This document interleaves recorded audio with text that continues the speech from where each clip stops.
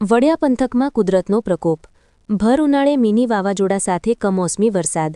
ખેડૂતોમાં ફાળ પડી. નમસ્કાર દર્શક મિત્રો, SS2 ન્યૂઝને સબસ્ક્રાઇબ કરો અને અમને ફેસબુક અને ઇન્સ્ટાગ્રામ પર ફોલો કરો. જોડાઓ. ગુજરાતમાં ગરમીના પ્રકોપ વચ્ચે આજે વડિયા પંથકના વાતાવરણમાં અચાનક પલટો જોવા મળ્યો હતો.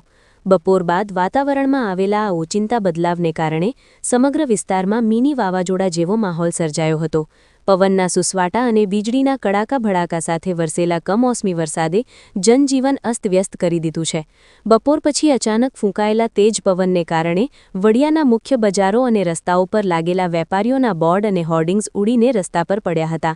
પવનની તીવ્રતા એટલી વધારે હતી કે રસ્તાઓ પર પસાર થતા વાહન ચાલકો થંભી ગયા હતા અને જોતજોતામાં માર્ગો સુમસામ બની ગયા હતા. અચાનક આવેલા વાવાઝોડા જેવા માહોલથી ડરીને લોકો પોતાના ઘરોમાં પૂરાઈ ગયા હતા. ખેડૂતોના જીવ તાળવે ચોંટ્યા.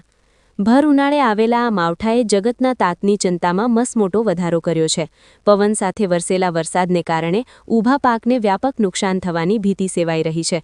કમોસમી વરસાદના સમાચાર મળતા જ ખેડૂતોમાં ફફડાટ ફેલાયો છે અને તૈયાર પાક બગડવાના ડરે ધરતીપુત્રોના જીવ તાળવે ચોંટી ગયા છે. ચોમાસા જેવો માહોલ. કાળજાળ ગરમીની આશા વચ્ચે વડિયામાં આજે જાણે ચોમાસું બેઠું હોય તેવા દ્રશ્યો સર્જાયા હતા.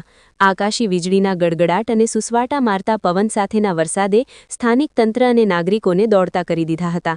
હાલમાં આ પંથકમાં માવઠાની અસરને પગલે ઠંડક તો પ્રસરી છે, પરંતુ નુકસાનીનો આંકડો ચિંતાજનક હોઈ શકે છે. Bureau report, Farooq Bilakhia, SS2 news.